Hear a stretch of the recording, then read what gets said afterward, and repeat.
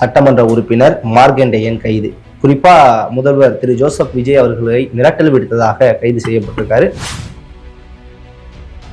அவைக்காவை பார்த்து சொல்றார், நீங்க சட்டமன்றத்தை கூட்டிட்டீங்கன்னா நாங்க எலும்பு உடைச்சிருவோம், ஏன்னா நீங்க அப்பா எங்கன்னு கேட்டீங்க. அதுக்கு விமர்சனத்துக்கு பதில் சொல்ற. சமூக நீதித்துறை அமைச்சர் வன்னியரசு அவர்கள் ஒரு பதில் சொல்றாங்க. இதுக்கு சட்டப்பேரவை தலைவர் கண்டிப்பா நடவடிக்கை எடுக்கணும்.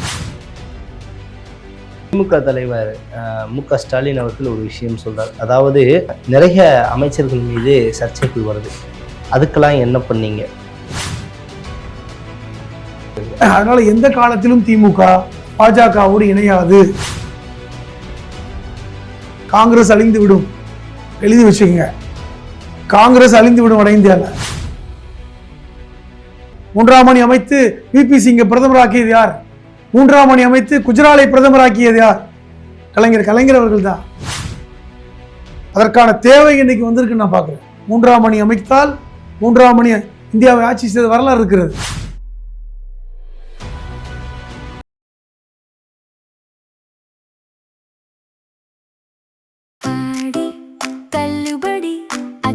பேரும் 6 முதல் 60% வரை ஆடி தள்ளுபடியுடன் சூப்பர் சரவணா ஸ்டோர்ஸ், சென்னை, மதுரை, கோவை.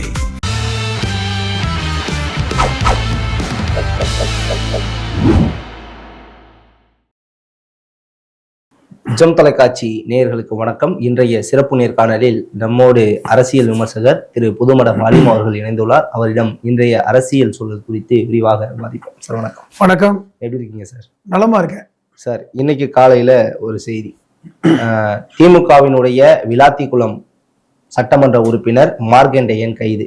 குறிப்பா முதல்வர் திரு ஜோசப் விஜய் அவர்களை மிரட்டல் விடுத்ததாக கைது செய்யப்பட்டிருக்காரு. 3 பிரிவுகள்ல வழக்கு பதிவு செய்யப்பட்டிருக்கு. இதை பத்தி என்ன நினைக்கிறீங்க? அதாவது இந்த ஆட்சிக்கு வந்ததுக்கு அப்புறம் தவேகோட ஆட்சியில் அவர்கள் என்ன வேணும்னாலும் பேசலாம்.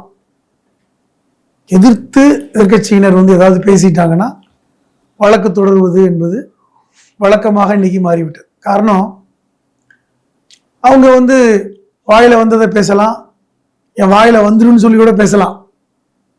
ஆனா அதெல்லாம் ஒன்றும் தப்பு இல்லை. கடந்த காலங்களில் திமுக ஆட்சியில் இருக்கும்போது என்னெல்லாம் பேசினாங்க அப்படிங்கிறது ஊர் உலகத்துக்கே தெரியும். ஆதவர்ஜனா எப்படி பேசினாரு, என்ன மாதிரி பேசினாரு, இதெல்லாம் கடந்து தான் போனோம். ஏன் இப்போ கூட முதல்வர் விஜய் அவர்கள் திமுக அதிமுகவும் கூட்டு களவாணிகள்னாரு. களவாணின்னா என்ன வார்த்தை? திருட. இது நல்ல வார்த்தையா? திமுக அதிமுக திருடர்கள் நல்ல வார்த்தையா? ஆனா திமுக அதை விமர்சனமாக எடுத்துக்கொண்டது. முரசொலியில ஒரு கட்டுரை எழுதினாங்க, நீ உண்மையிலே கூட்டு களவாணி தாவேகாவும் பாஜகவும் எழுதினாங்க. இதுதான் விமர்சனம். இப்போ விமர்சனத்தை தாங்கிக் கொள்ளக்கூடிய சக்தி இருந்தால் மட்டும்தான் அரசியல் இருக்க முடியும். உங்களுக்கு இல்லை. வாயில வந்ததை நீங்க பேசுறீங்க, கொத்து புரட்டான்னு பேசுறீங்க, அதெல்லாம் நீங்க பேசலாம். இப்ப இவர் என்ன பேசிட்டாரு? மார்க்கண்டேயன் ராத்திகுளம் எம்எல்ஏ, அவர் அந்த ஊர் ஸ்லாங்ல பேசினார். இப்ப தென்னகத்து ஸ்லாங்ல பொதுவா உங்களை அப்படி பண்ணிடுவோம், உங்க எலும்பு உடைச்சிருவோம். அப்ப உண்மையில எலும்பு உடைக்கிறதுன்னு அர்த்தமா? அப்படி கிடையாது. இன்னும் சொல்ல போனால் திரு விஜய் அவர்களை சொல்லி நேரடியா உன் எலும்பு உடைச்சிருவோன்னு சொன்னா எனக்கு தெரியல.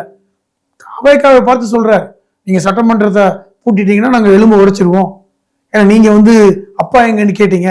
அதுக்கு விமர்சனத்துக்கு பதில் சொல்றாரு. இது சாதாரணமா பேச்சு வழக்குல ஒரு மேடை பேச்சுல பேசுறது தான். Okay sir. இதுக்கு போய் 3 பிரிவுல வழக்கு போடுவது என்பதெல்லாம் தாங்கிக் கொள்ள முடியாத ஒரு சூழல் தான். என்னை எதிர்த்து ஏதாவது விமர்சிச்சுட்டா நான் வழக்கு போடுவேன்.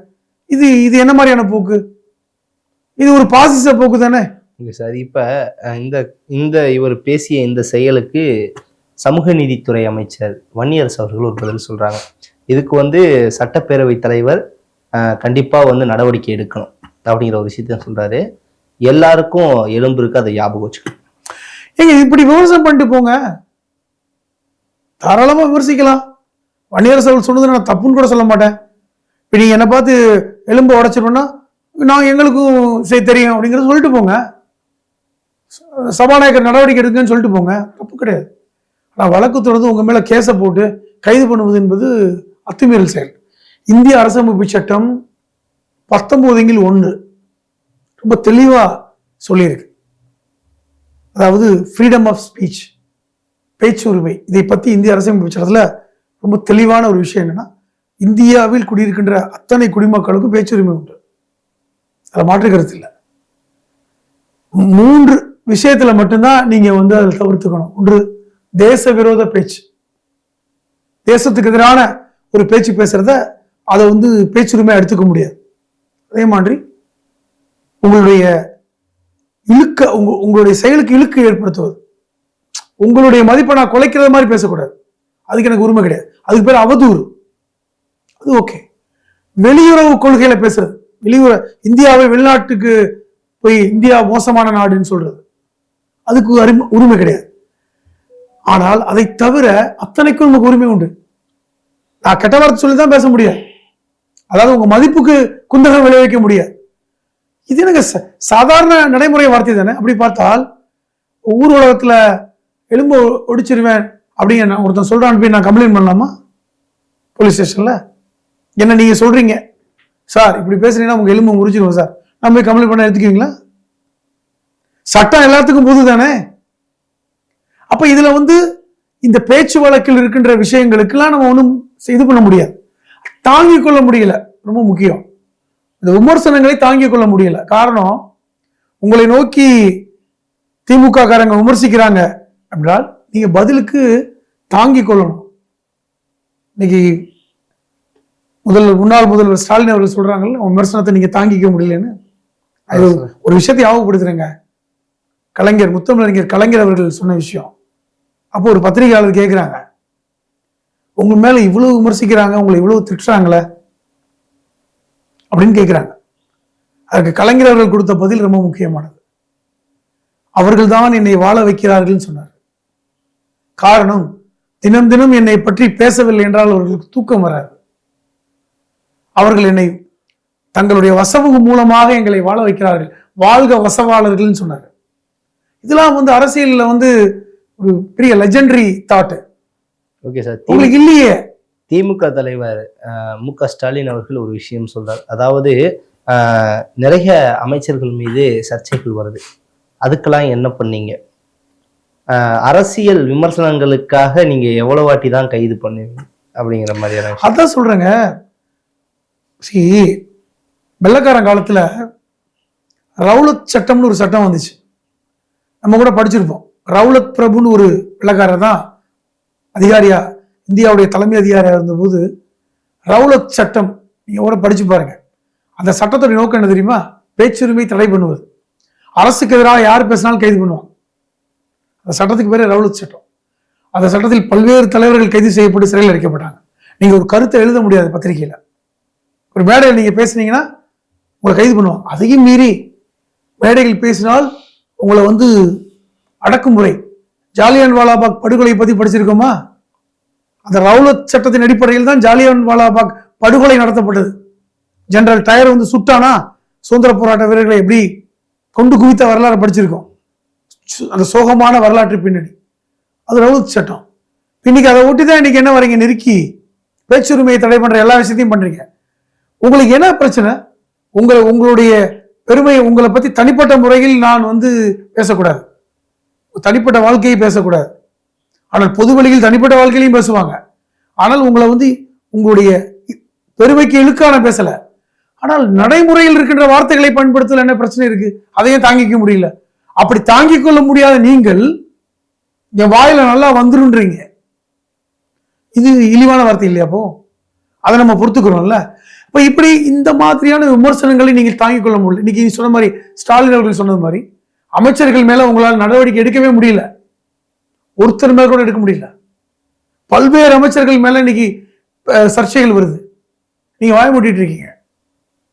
அப்ப என்ன அர்த்தம்னா, ஆட்சி உங்கள் கட்டுப்பாட்டில் இல்லை, யாரோ மேல இருந்து ஆட்சி பண்றாங்களா? நீங்க ஒரு பொம்மை ஆட்சி நடத்திட்டு இருக்கீங்க. ஓகே சார், அமைச்சர் சிடிஆர் நிர்மல்குமார் அவர்கள் ஒரு விஷயம் சொல்றார். கடந்த வாரங்கள் எல்லாம் அதான் வந்து எல்லா சமூக வலைதளங்களும் ரொம்ப வைரலான ஒரு பேச்சு அப்படின்னே சொல்லலாம். என்ன அப்படின்னு பாத்தீங்கன்னா, திமுக அதிமுக பாஜக விரைவில் கூட்டணி அமைக்க வாய்ப்பு இருக்கு. இல்லைங்க, அதே போல இன்னொரு விஷயம், அந்த வாரத்திலே வந்து செய்தித்தாள்கள் ஊடகங்கள்ல வந்த ஒரு மிகப்பெரிய ஒரு விஷயம், திமுகவை நெருங்குகிறது பாஜக. அதாவது இந்த நிர்மல்குமார் எங்கிருந்து வந்தவர்னு எல்லாருக்கும் தெரியும். அடிப்படையில் அவர் RSS உறுப்பினர். அவர் ஒன்றும் அவரே மறைக்கல.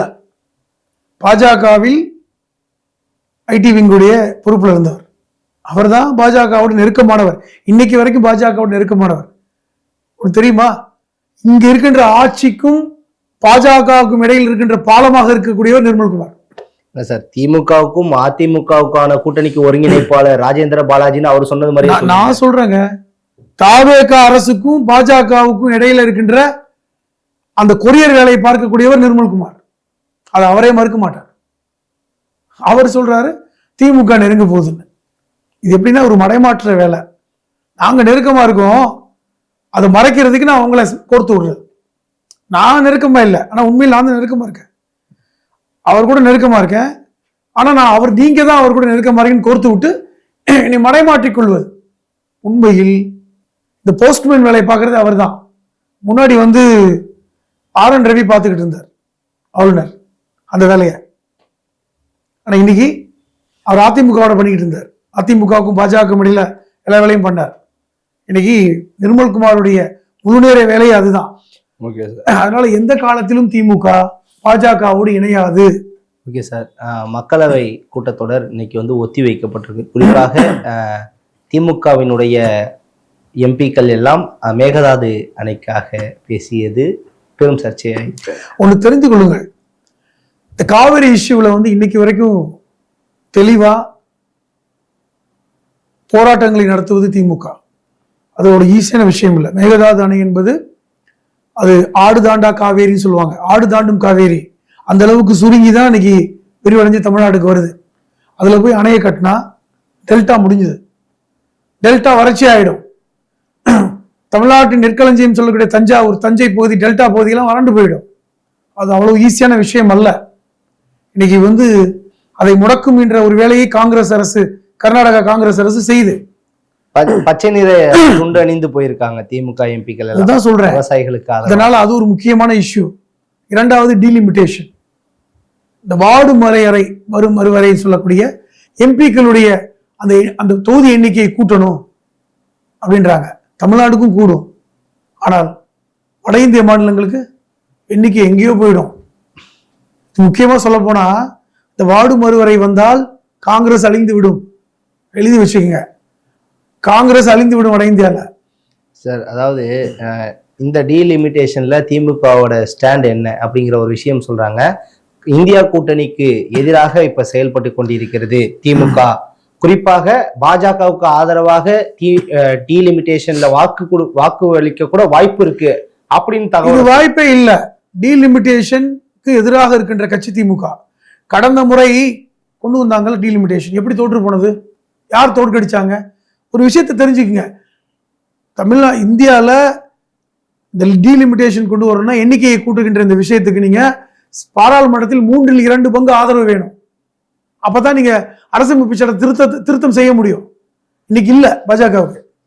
அதுக்கு திமுக ஆதரவு கொடுத்தா மட்டும்தான் சாத்தியம். அதுல மறுக்கல. இன்னும் சொல்ல போனா திரிணாமுல் காங்கிரஸ் உடைக்கப்பட்டிருக்கிறது. அங்க இருக்கின்றவங்க இன்னைக்கு பாஜக ஆதரவு போயிட்டாங்க. இந்த நிமிஷம் வரை திமுக ஆதரவு அளித்தால் மட்டும்தான் டீலிமிட்டேஷன் கொண்டு வர முடியும். திமுக எதிர்த்தால் கொண்டு வர முடியாது. புரியுதா உங்களுக்கு? அப்ப திமுக 100% எதிர்க்கும். ஒன்று. இரண்டாவது, பாராளுமன்றத்தில் நீங்க கேக்குறீங்க இந்தியா கூட்டணிக்கு ஆதரவா திமுக இல்ல, அப்ப எப்படி பாஜகவுக்கு போயிடும்? ஏங்க, நான் உங்க கூட சேரலைன்னா அவர் கூட தான் சேரணும்னு கட்டாயம். இன்னொருத்தரோட சேர மாட்டேனா? அந்த இன்னொருத்தர் தான் யார்? 3ஆம் அணி, தேர்ட் ஃப்ரண்ட் வந்திருக்கு. வரலாற்றுல பார்த்திருக்குமே. 3ஆம் அணி அமைத்து விபி சிங்கை பிரதமராக்கியது யார்? 3ஆம் அணி அமைத்து குஜராலை பிரதமராக்கியது யார்? கலைஞர் அவர்கள் தான். அதுக்கான வரலாறு இருக்கு தமிழ்நாட்டில். தேவகவுடாவை பிரதமராக்கியது யார்? அதற்கான தேவை இன்னைக்கு வந்திருக்கு நான் பார்க்கிறேன். 3ஆம் அணி அமைத்தால் 3ஆம் அணி இந்தியாவை ஆட்சி செய்த வரலாறு இருக்கிறது. ஏன் அது திமுக செய்யக்கூடாது? பாஜகவோட தான் போகணும் கட்டாயமா என்ன? பாஜக எங்களின் எதிரி என்று ஏற்கனவே நாங்கள் டிக்ளேர் பண்ணிட்டோம். அதுல மாற்றமே கிடையாது. ஓகே சார், இறுதியாக நாம் தமிழர் கட்சி ஒருங்கிணைப்பாளர் சீமான் அவர்கள் 2 நாட்களுக்கு முன்னாடி ஒரு இடத்துல பேசார். குறிப்பாக ஒரு விஷயம் சொல்றார். அதாவது பாரதி ராஜா அவர்களுடைய 30வது நாள் அந்த இறுதி காரியத்திற்கு சென்றபோது தன்னுடைய தந்தை வயதுள்ள ஒருத்தர் வந்து சீமான் அவர்கள் தோளில் தட்டி நீங்க ஒரு 50 பேராவது சட்டமன்றத்துக்குள்ள போயிருவீங்கன்னு நினைச்சேன், ஆனா போக முடியல. இடைத்தேர்தலில் போட்டியிட்டு நீங்க ஒருவராவது போங்க, அது இந்த சிரிச்ச முகத்தோட போங்க, இதுல கண்டிப்பா போவான் இருக்காரு. இல்ல இதுல என்ன தவற கண்டுபிடிச்சீங்கன்னு எனக்கு தெரியல. அவர் நாம் தமிழர் ஆதரவாளராக இருக்கலாம், சீமானை விரும்பியதா இருக்கலாம். இல்ல சீமான் அவர்கள் அம்பாசமுத்திரம் தொகுதியில் பொது வேட்பாளராக களம் இறங்கப்படுவார் அப்படிங்கிற ஒரு எல்லாமே அசம்ஷன் தாங்க, எல்லாமே அனுமானம், எதையுமே இது பண்ணல, வாய்ப்பு இல்லை. ஆனால் ஒரு விஷயம் என்னன்னா தாவேகாவை கடுமையாக சீமான் எதிர்க்கிறார், மாற்றுக்கிறது இல்லை. விஜயை கடுமையாக எதிர்க்கிறார். கடந்த காலங்களில் விஜய் என்னுடைய தம்பின்னு சொல்லிட்டு இருந்தார், வந்த பொழுது ஆதரித்தவரும் அவர்தான். இப்போ இன்னைக்கு கடுமையா எதிர்க்கிறார், அதுல மாற்று கருத்து இல்லை. அதற்காக நம்ம வந்து அவர் கடுமையா எதிர்க்கலின்னு சொல்லலை. அவர் பொது வேட்பாளர் என்பதெல்லாம் ஒரு அனுமானம் தான், இன்னை வரைக்கும் உறுதி செய்யப்படலை. நான் என்ன சொல்றேன், அதை எதிர்ப்பதில் அவர் உறுதியாக இருப்பதை நம்ம பாராட்டும், அதில் மாற்று கருத்து கிடையாது. எதிர்க்கிறார், இப்படிப்பட்டவர் வந்து விட்டார், அல்லது விஜய் சீமான் போன்ற நம்மளே போக முடியலங்கிற ஆதங்கம் அவருக்கு இருக்கலாம், கட்சிக்காரங்களுக்கு இருக்கலாம். அவருடைய ஓட்டு வங்கி குறைந்திருக்கிறது, வாக்கு வங்கி சரிந்திருக்கிறது, அதில் மாற்று கருத்து இல்லை. அது அவர்களுடைய தனிப்பட்ட விஷயங்கள் தான். என்ன சொல்ல வரேன்னா, இன்னைக்கும் தாவேகாவிற்கோ இல்லை அதிமுகவிற்கோ எல்லாவற்றுக்கும் ஒரு மாற்று சக்தி திமுக தான். திமுக எதிர்ப்பு தான் மற்றது எல்லாமே, அதில் நீங்க புரிஞ்சுக்கணும். திமுக என்பது இன்னைக்கும் பாருங்க, பாஜகவால் மேற்கு வங்காளத்தில் மம்தாவுடைய கட்சியை உடைக்க முடிந்தது, தமிழ்நாட்டில் உடைக்க முடியல இன்னைக்கு வரைக்கும் பாருங்க. ஏனென்றால் திமுக எம்பிக்கள் ஆதரவு அவங்களுக்கு தேவை, ஆனா உடைக்க முடியல. திமுக ஆதரவின் பேர்ல தான் காங்கிரஸ் எம்பிக்கள் இருக்காங்க. திமுக ஆதரவு இல்லைனால் காங்கிரஸ் எம்பியே கிடையாது தமிழ்நாட்டில். ஆனால் மேற்கு வங்காளத்தில் உடைக்க முடிந்திருக்கிறது. இன்னைக்கு வந்து மம்தா பானர்ஜியுடைய அதிகாரம் குறைக்கப்பட்டிருக்கிறது, கட்சியே இப்போ கட்டுப்பாட்டில் இல்லை. திமுக உடைக்க முடியல, ஏன்னா அவர்களுக்கு தேவை. இன்னைக்கு நீங்க நினைக்கிறீங்க நாங்க வந்து உங்க கட்சியை உடைச்சிருவோம், எல்லாரும் ஆதரவு கொடுத்துருங்கன்னு மிரட்டி பார்த்தா கூட இங்க ஒன்றும் வர முடியாது. ஏனென்றால் இது கொள்கை ரீதியான கட்சி, கொள்கை தான் முதல்ல. நாங்கள் பாஜகவோடு இன்னைக்கு எப்பொழுதும் கூட்டணியில் என்று தெளிவாக அறிவித்த கட்சி. கடந்த காலங்கள் நீங்க பேச வாய்ப்புகள் இல்லை, வாய்ப்பே கிடையாது. திமுகவோடு பாஜக இணையும் அல்லது பாஜகவோடு திமுக கூட்டணி வைக்கும், பாராளுமன்றத்தில் டீலிமிட்டேஷனுக்கு திமுக ஆதரிக்கும். அதிமுக பாராளுமன்றத்தில் இல்ல, வரப்போற பாராளுமன்ற தேர்தலில் கூட்டணி அமைக்க வாய்ப்பே இல்ல, இல்ல உள்ளாட்சி தேர்தலில் வாய்ப்பே இல்ல. அடிச்சு சொல்றேன், வாய்ப்பு இல்ல. எழுதி வச்சுக்கீங்க. 3ஆம் அணி வேண்டால் அமைக்கப்படலாம். இந்தியா கூட்டணியில் இப்பொழுது நாங்கள் தொடரவில்லை, திமுக இல்ல.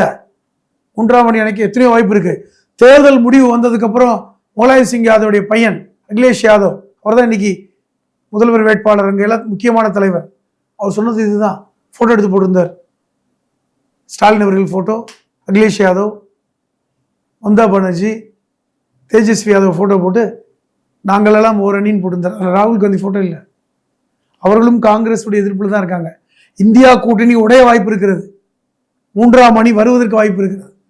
நமக்கு பாஜகவும் காங்கிரஸும் ஒண்ணுதான். ஓகே சார், சிறப்பான தகவல், ரொம்ப நன்றி.